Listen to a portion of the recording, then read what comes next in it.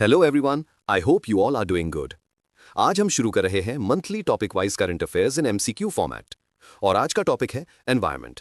These MCQs are extremely important for SSC, banking, railways, teaching exams, defence and state PCS. So without any delay, let's begin with 30 most important environment MCQs of November month. Question 1। Kovalam beach, जिसे fifth time blue flag certification मिला, किस state में है? Correct answer Tamil Nadu. ये तमिलनाडु के Chengalpattu district में है। Blue flag award FEE Denmark देता है और ये क्लीन और सेफ बीचेस को मिलता है। इंटरजेनरेशनल इक्विटी किस कॉन्सेप्ट को एम्फेसाइज करता है? करेक्ट आंसर फ्यूचर जनरेशंस के राइट्स की प्रोटेक्शन। यानी हम जो रिसोर्सेज यूज कर रहे हैं उनका इफेक्ट फ्यूचर जनरेशंस पर नेगेटिव नहीं होना चाहिए। इंडिया ने TFF कौन से रोल में ज्वाइन किया? Correct answer observer. ये एक रिवॉर्ड बेस्ड सिस्टम है जहां कंट्रीज को फॉरेस्ट प्रोटेक्शन के लिए पैसे मिलते हैं। प्रोजेक्ट गजालो किसने लॉन्च किया? Correct answer INTACH. ये एलिफेंट्स की कल्चरल और इकोलॉजिकल वैल्यू को हाईलाइट करता है। VSF प्रोडक्शन में कौन सा केमिकल यूज होता है? Correct answer cellulose xanthate।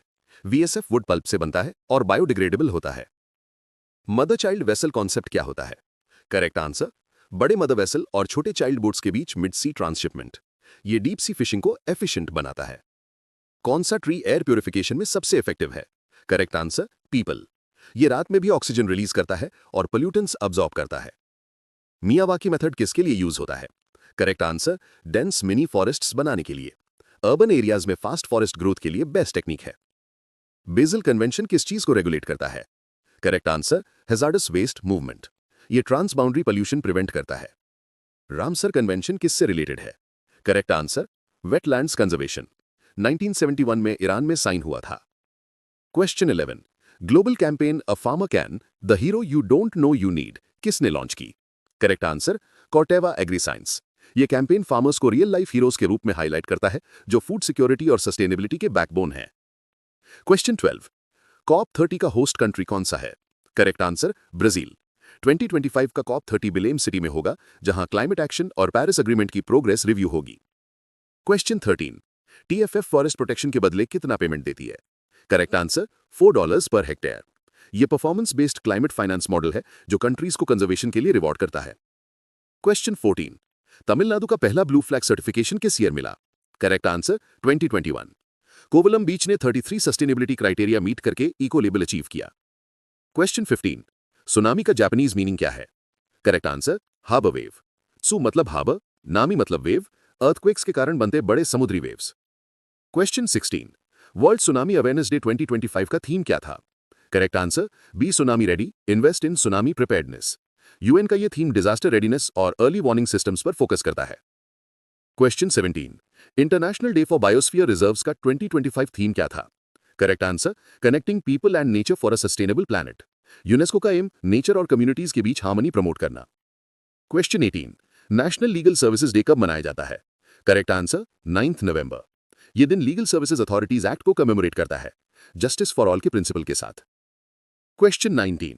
Article 39A क्या इंश्योर करता है? Correct answer equal justice and free legal aid. यह एनवायरमेंटल जस्टिस प्रिंसिपल्स को भी सपोर्ट करता है। क्वेश्चन 20।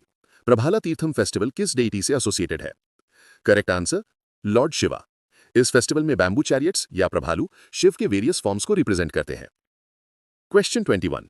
साइंटिफिक टर्म ऑल्फैक्शन किस सेंस को रेफर करता है? Correct answer smell. Olfaction animals और ह्यूमंस के स्मेल कम्युनिकेशन सिस्टम्स का बेस होता है। क्वेश्चन 22।